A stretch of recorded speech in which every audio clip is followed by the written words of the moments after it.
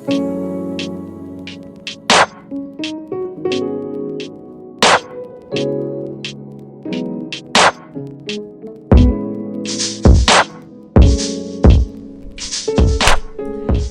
welcome to podcast in my room, man. You made it again to another episode. Oof. All right, before I start, I gotta crack this can up, which is your Red Bull watermelon flavor. Really amazing, nice. I think so far right now it's my personal favorite. It's really cool for that summer feel.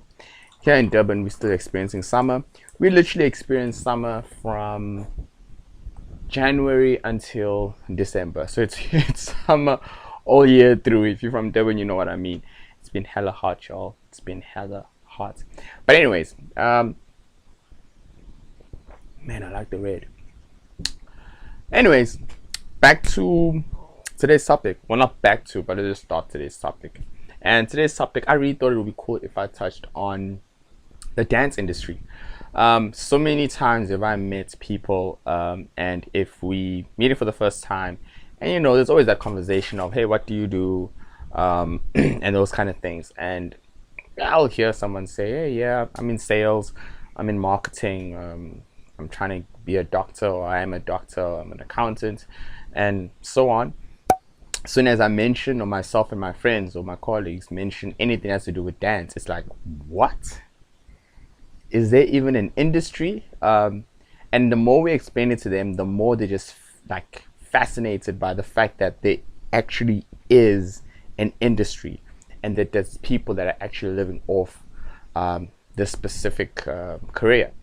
So I just wanted to highlight a couple of things that go on in the industry, or just this podcast is going to be, or this episode is going to be for people that wanting to get into dance, is going to be for just enlightenment on what happens in the industry itself, and the different areas that are there, and the different challenges as well. I personally feel, I don't know, maybe I'm being a little bit biased because I'm in the industry, but I feel like we have the most challenged industry, to a point where sometimes I say there isn't an industry. That's how crazy, that's how messed up it is. But again, I'm not trying to discourage anybody. It's amazing. Like, once you get to a place of knowing who you are in the industry itself, you're able to move around and make the right decisions. But anyways, first thing I want to speak about was how did I even, I'm sure you want to know, how did I even get into dance? Well, now I find out that I literally started from a young age. Literally, like in some I used to move around, and I never knew all these kind of things, but apparently it was always in me. So I started as a kid, literally dancing, mimicking music videos, taking choreography that already exists and playing around with it. But to be honest with you, the thing that really got me going was in high school, when I met other great dancers in Durban as well, where dance was really street. And this involved a lot of like hip hoppers, popping, and crump was one of the main things. And there was a crew there which was top of the food chain, which was called Genesis.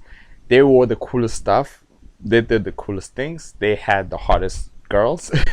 It was absolutely like, it was like, wow, like this is so cool. You know, I'm talking about like you in high school. So yeah, man, ever since then, like I think I've been always striving to be really good at what I do. I don't like to ask to be part of stuff, which is sometimes a bad thing, but I like to get my name so big, or get myself, or earn my spots. I like to earn my spots in anything, basically. So I never got into those crews. The only really dope crew that I ended up getting into was Protocol, which had TJ, shout out to TJ, which was known in Durban, and that kind of set me off a little bit as well in terms of getting my name out there. But yeah, anyways, so that was all the street stuff. Then it was all the competitions, winning competitions. Next thing, people wanted to learn from me. Next thing, studios were asking me to teach. And yeah, one thing led to the next. I just couldn't stop doing it because I loved it. And I realized that, yo, I'm really good at this thing, and I want to grow and I want to become better. And I had goals set in place for me. So, but in my journey, I had a little bit of a glimpse of certain things that are in the industry, which I want to talk about. And that made me sit down and go, okay, this is the route I'm going to take, and this is the direction that I'm going to take, and this is how I want to make an impact in the industry. Now, I'm speaking mostly about the street dance culture, right? I'm not speaking about dance overall, meaning I'm not speaking about the contemporary people and your ballet. And I know that that's really like another world, because they also have their own goals and stuff that they're trying to reach. Like, it's very different to the street dance culture and people that are doing hip hop and crump and all these other things. They really lean towards more of the entertainment industry side than anything else. But as for your ballet and all these other people, they have their own thing. I'm not really glued up with that, right? So I'm speaking about street dance. That's what I'm about. I'm about street dance, right? So when I say street dance, I'm literally speaking about crump, hip hop, local dance moves, dance styles, spansula, gom, bang, amapiano, popping, breaking. That's what I'm, and a whole lot of more. That's what I'm specifically speaking about today, those street dance styles. Okay, one of the things that I realized before even getting into anything or deciding that I wanted to be what I am today or work towards the goals that I'm working on today is a lot of people told me this thing of, you have to be versatile. You have to be versatile. You can't just be a crumper. You can't just you can't just do street dance. You got to go into ballet class, got to go into contemporary classes, got to do this, got to do that. So a point where sometimes I was actually listening to them and I would do it, but it wasn't making me completely happy. And to be honest with you, I've really come to a conclusion personally that it's a lie, that you have to be versatile as a dancer. Now, get what I'm saying? That if you are a dancer, you have to be versatile. That is a lie. So many things have changed over the past years, where now you get TikTok. You telling me a TikTok dancer has to be versatile, right? Telling me that a TikTok dancer that's now earning thousands of rands, doing crazy marketing content on social media, has to be versatile. No. For me, since then until today, I believe that you have to specialize in something. There's something that you gotta be able to do that no one else can do, and you can do it really well. Then in order to also grow in that specific thing, you gotta learn how other people do it as well. So the whole thing about being versatile for me is false. I think we've said it the wrong way. The right way to say it is, you gotta be versatile if you are going to be someone that's going to be getting into gigs and choreography and working with clients and working in groups and working with other choreographers. See, that I strongly believe that you have to be versatile. Because if you are a dancer and you want to get into the corporate side, you want to do performances, you want to work with artists, you want to work with choreographers, you want to work in a group, like if that's your thing, then definitely, because you will find there'll be different choreographers coming in to teach you. I might come in and teach a crump routine. If KO for his performance wants a crump routine, then he'll call me and I'll choreograph a crump routine. If you are going to be doing something maybe like Valentine's Day, they love to add your love to add like contemporary love pieces and all these kind of things. So if you're going to be part of that gig, you need to know how to at least do some basic steps of contemporary or whatever. Have some kind of a background, so if whatever choreographer you get in there, you're able to execute that. All right. So there are those type of dancers that excel in that. I'll give you an example. One of the most famous ones, somewhat, if you don't know, check it out. Snare Tembu. Snare is insane in that area. She's worked with Omarion, she's worked with Drake. I think recently she worked with, she's featured in a music video that has, what's this rapper's name? McMeal. Yeah, so she's in a music video as well with McMeal. So we're talking about someone that understands that industry and how it works, and she's been doing it for years. I met Omarion through her as well, which was like amazing. Wow, definitely a highlight for me. But yeah, it was a really cool gig as well. It was a gig, and she needed some dancers here in Durban, and Omarion was shooting his music video here in Durban, and we got an opportunity to meet him and work with his choreographer as well, which developed more relationships as well afterwards. But yeah, that's her area. There's many other people, I'm not going to list it, but that's her area. So if you're someone that works well in a group and can catch choreography, that's an area for you. You have to be versatile. Then I like to have another area or group of people, which I call solo dancers. Solo dancers for me are people that really excel as an individual. They brand themselves. They're known for sometimes competing, or okay, let me not get into competing yet, but they're really focused on themselves and they excel as individuals.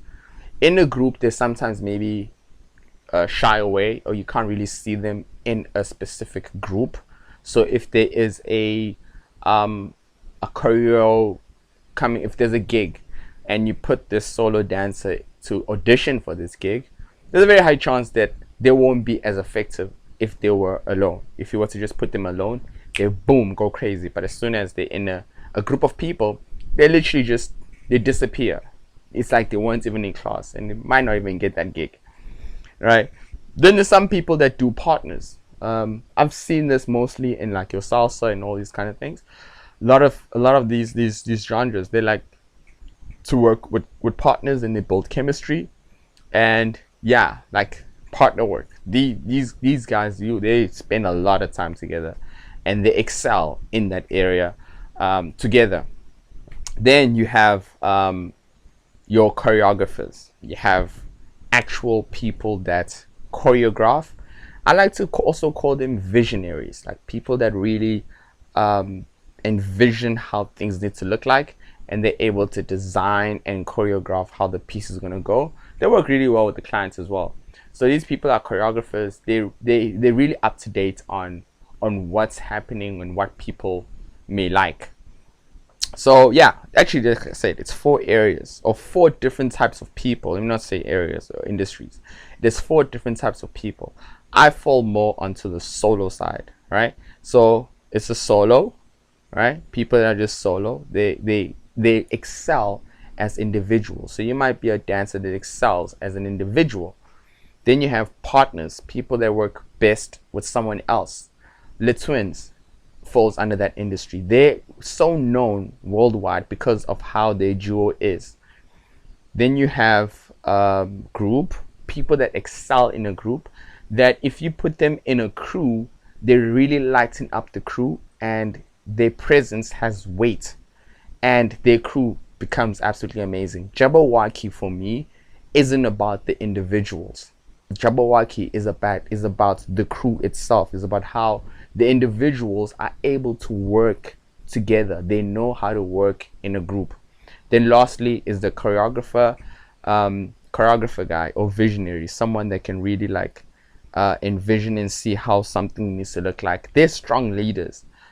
Sometimes they may not be in the forefront in terms of dancing, and sometimes they might be in the forefront. They might be the one that's leading the group. It's like this person is solo, but they're not. They work with the group. They might be at the center, or they might be the glue to the actual group. But yeah, they are the visionary. They're strong. They hold everybody together, and they excel with everybody. All right. I hope I didn't take too long to explain that point. Right. Then we have the different industries now. Right. So different industries are very important. Different industries are touched on one already, which is the gigs. Gigs, literally, you'll find that you'll be under a dance company or you'll be under an agency and you'll be doing corporate stuff. You'll be doing the awards, whether it's music awards or it's sports awards. When companies have end-year functions, they get called for these kind of things. Music videos as well kind of sometimes fall into this, but gigs are really like, as the word says, it's a gig. It's just a once-off thing, once-off nice check as well. It's normally some really good checks. bam, then you wait for the next gig. This is why a lot of people like to go to Joburg, because Joburg is very busy. So you can get nice checks like 5 times in 1 week. Yeah, so that industry does have quite some good money. Like it's really a nice industry. Like, I'll be honest with you, like, once you're in there, you do really well. You got to be someone that's able to pick up choreography really quick, and you got to have a network. You got to have a group of people that you work with as well. That's what I've noticed. You can't just be solo and think that people will call you when they need you. You have to be amongst a specific group of people that are already doing that and that are excelling as well. Then choreographers, and you can be a choreographer or a creative director. This falls into when I spoke about that 4th person, someone that's a choreographer. You come in, which is normally linked with these gigs, or a production. This is a choreographer, someone that actually goes to on their own space, and they sit down and they kind of picture how they want the dancers to move, how they want this to look like, what music. They're very in contact with the clients, if there is a client, on what exactly is wanted to be produced for that specific performance. So yeah, that's your choreographer and creative director. They understand the performance, they know exactly what's needed, and they work very well with the dancers, like I said. Then you have just had to take that, man. Then you have competitors or competition dancers. I like to call them athletes or battlers. That's my industry. That's where I kind of come from, where you are an actual athlete. Like, you're an athlete and you are forever performing or preparing for not really perform, but you are forever preparing for a competition. It's really, in this industry, it's really just about the specific one. It's really just about you preparing for next competition. This is where you find stuff like your BC1 comes into play, Payback, EBS for Crump, Battle of the Year, all these massive and big competitions that happen during the year. There's specific dances that enter them, and there's a specific way of training that they'll do it. Some will literally train the whole entire year just for that one competition. I like to see them as more of highlighting the sports side of dance, literally, and of street dance. These people normally get like endorsements, they get sponsorship deals. These are the ones that, you know, like, yeah, they work like your favorite sports players. For me, it is my favorite part or favorite industry, because that's where I fall under. They're very focused on themselves as individuals. Sometimes groups as well fall into this. So a crew can fall into this specific industry as well, where it's dance sports, where they'll do competitions as well, like Global Dance Supreme or HHI or World of Dance. Like, they'll do all these kind of things, but they focus on the industry, the competitive side of the industry. Then you get teachers. Yeah, then you get teachers. It's not really the best and my favorite, but this is what I also do as well.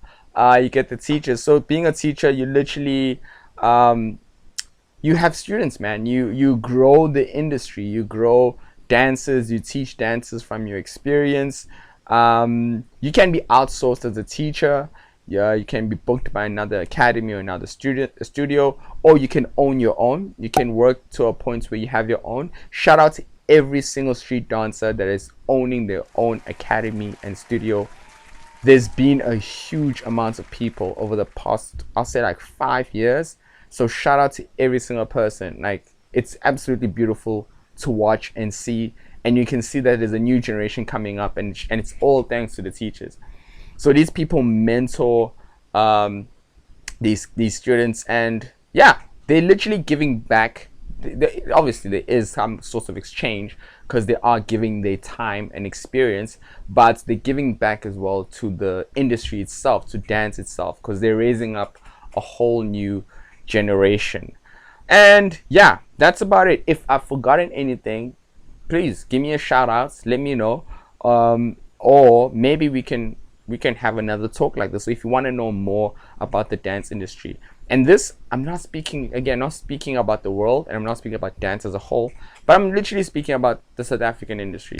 So I hope this helps you. I hope you kind of makes you, figure out maybe if you want to be a dancer. I don't want to go too much into detail in this episode of the pros and cons. I think I'll do another episode on that, just also on struggles, because what I want to do is I want to bring in these people that are in different industries so that they can also share in detail. I think it will be absolutely amazing to have some of these people that are in these industries for many years, and they can start sharing.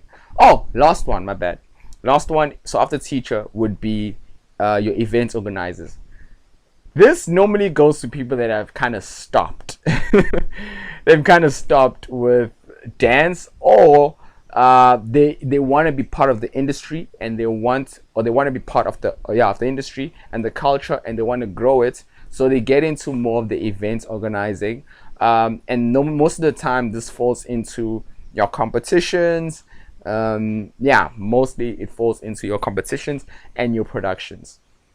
But these people have a really good insight on dance as a whole, and what do dancers need, what do dancers want, and how do the dancers want to produce their content, and how do they want it to be shown.